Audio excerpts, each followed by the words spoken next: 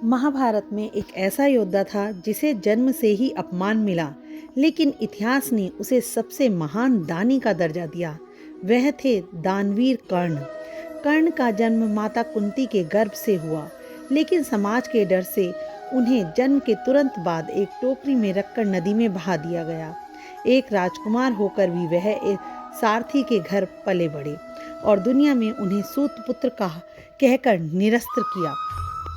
उन्हें चारों तरफ से तिरस्कार मिला और उन्हें समाज में तिरस्कृत किया गया। बचपन से ही कर्ण को धनुर्विद्या से अत्यंत प्रेम था। वह दुनिया का सर्वश्रेष्ठ धनुर्धर बनना चाहते थे, लेकिन जब वे गुरु द्रोणाचार्य के पास शिक्षा लेने पहुंचे तो उन्हें उनके जन्म के कारण अस्वीकार कर दिया गया।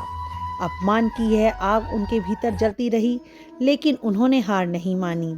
तब वे भगवान परशुराम के पास पहुंचे और ब्राह्मण बन के उनसे शस्त्र विद्या सीखी। कर्ण इतने पराक्रमी शिष्य बने कि परशुराम भी उनसे प्रसन्न रहने लगे। एक दिन जब परशुराम उनकी गोद में सिर रखकर सो रहे थे, तभी एक विषैला कीड़ा कर्ण की जांघ में धंस गया। खून बहता रहा, दर्द असहनीय था, फिर भी कर्ण ने गुरु की नींद न टूटे इसलिए तनिक भी हलचल नहीं की। जब परशुराम जागे और सच्चाई जानी तो उन्होंने क्रोध करके कर्ण को शाप दिया कि आयक समय में वह अपनी धनुर्विद्या भूल जाएंगे। कर्ण ने बिना विरोध किए शाप को स्वीकार कर लिया। राजसभा में जब कर्ण ने अर्जुन को युद्ध के लिए ललकारा तो फिर से उनका अपमान हुआ। तुम सूत पुत्र हो, राजकुमार से युद्ध नहीं कर सकते। तभी वहां दुर्योधन ने कर्ण का हाथ थामा और उन्हें अंग देश का राजा घोषित कर दिया। उस दिन पहली बार किसी ने कर्ण को सम्मान दिया था और उसी क्षण कर्ण ने जीवन भर दुर्योधन का साथ निभाने की प्रतिज्ञा कर ली। कर्ण केवल महान योद्धा ही नहीं, वे संसार के सबसे बड़े दानी भी थे। उनका नियम था, उनके द्वार से कोई भी याचक खाली हाथ नहीं लौटेगा। कर्ण के शरीर पे जन्म से ही दिव्य कवच और कुंडल थे, जो उन्हें अजेय बनाते थे। देवताओं के राजा इंद्र जानते थे, जब तक कवच और कुंडल कर्ण के पास है, उन्हें कोई पराजित नहीं कर सकता।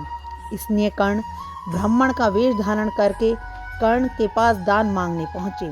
सूर्यदेव ने पहले ही कर्ण को सावधान कर दिया था, फिर भी कर्ण मुस्कुराए और बोले, दानवीर के द्वार से कोई खाली हाथ नहीं जाएगा।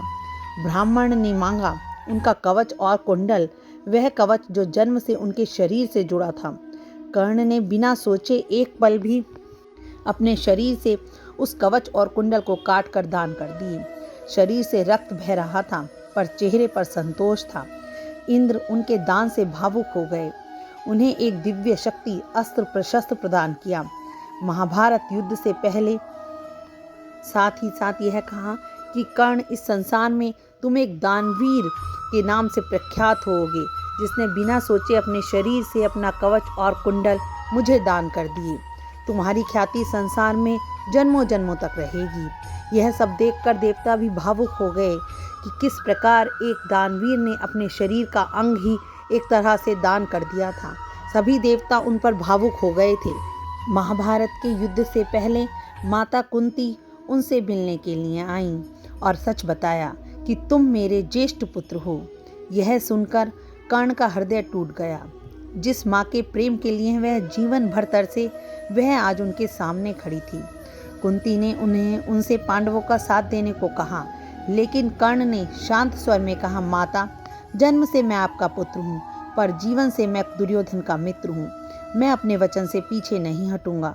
उन्होंने वचन दिया कि वे अर्जुन के अलावा किसी पांडव को नहीं मारेंगे। कुरुक्षेत्र के युद्ध में कर्ण ने अद्भुत वीरता दिखाई।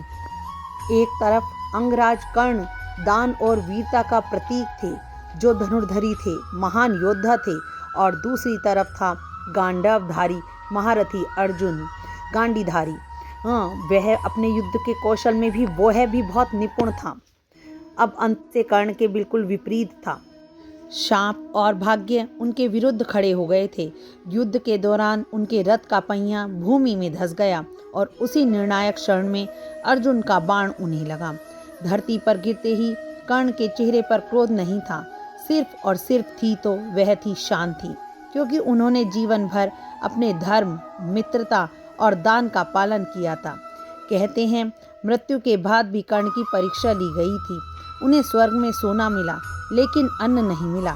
तब ज्ञात हुआ उन्होंने जीवन भर स्वर्ण का दान किया है पर अन्न का दान कम किया था। तब कर्ण पुनः धरती पर आकर अन्न का दान कर कर गए थे। धन्यवाद। आपको यह कहानी कैसी लगी दानवीर कर्ण की? अगर आपको यह अच्छी लगी हो तो प्लीज़ इसे लाइक, शेयर और सब्सक्राइब करिएगा। धन्यवाद।